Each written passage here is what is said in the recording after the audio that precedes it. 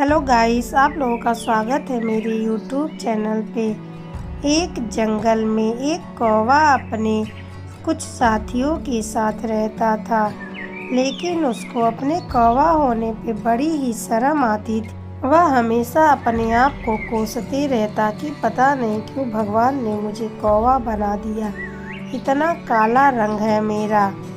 एक दिन की बात है, कौवा नदी के किनारे जाता है। तभी नदी में अपना प्रतिबिंब देखता है। वह अपने से बात करता है कि भगवान ने मुझे कितना बदसूरत बनाया है, इतना काला रंग है, बिल्कुल भी मैं सुंदर नहीं दिखता।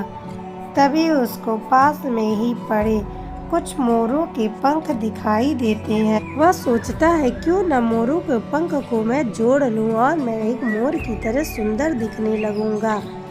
फिर वो वही करता है, मोरों को पंखों को उठाकर अपनी पूंछ में लगा लेता है। उसको लगता है कि वो बहुत ही सुंदर लग रहा है।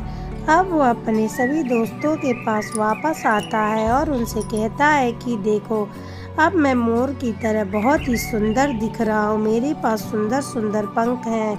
अब मैं मोरों के समूह में रहने जा रहा हूँ, तुम लोगों के साथ नहीं रहूँगा। मुझे इस काले रंग से बहुत ही नफरत है। अब वह उनके समूह को छोड़कर चला जाता है और मोरों के समूह में शामिल हो जाता है। सभी मोर उसको देखते हैं, लेकिन कोई कुछ भी नहीं कहता। अब वो मोरों के समूह में शामिल हो जाता है और उनके साथ रहने लगता है। तभी अचानक से वहाँ पे बारिश होने लगता है। सभी मोर आपस में पंख फैलाकर नाचने लगते हैं और गाना गाते हैं। कौवा भी मोरों को देखकर अपने पंख को फैलाकर नाचता है और अपनी आवाज़ में गाना गाने लगता है। लेकिन कौवे की आवाज़ तो कौवे की ही आवाज़ होती है, एकदम खराब, काहे काहे करने लगता है। अब सभी मोर उसको देखने लगते हैं और समझ जाते हैं कि यह एक कौवा ही है। अब सभी उसकी बेइज्जती करने लगते हैं, उसकी हंसी उड़ाने लगते हैं और कहते हैं कि कौवा कौवा ही रहेगा, पंख लगाने से कोई मोर नहीं बन जाता। और सभी मिलकर उसके पंखों को नोच देते हैं।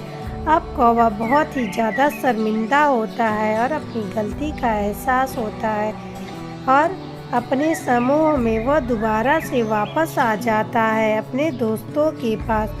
वहाँ अपने दोस्तों के पास वापस आकर वह अपने दोस्तों से अपनी गलती की माफ़ी मांगता है। वह कहता है कि मैंने बहुत ही गलत व्यवहार तुम लोगों के साथ किया और वैसा ही व्यवहार मेरे साथ भी हुआ, मुझे माफ़ कर दो, अब कभी भी ऐसा नहीं करूँगा।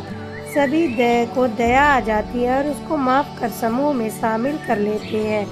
तो इस कहानी से हमें यह सीख मिलती है, ईश्वर ने हमें जैसा भी बनाया है हमें उसी तरीके से रहना चाहिए और अपनों का साथ कभी भी छोड़ना नहीं चाहिए। अगर ये कहानी आप लोगों को अच्छी लगी हो तो लाइक, सब्सक्राइब और शेयर करें और लास्ट में कमेंट ज़रूर करें। धन्यवाद।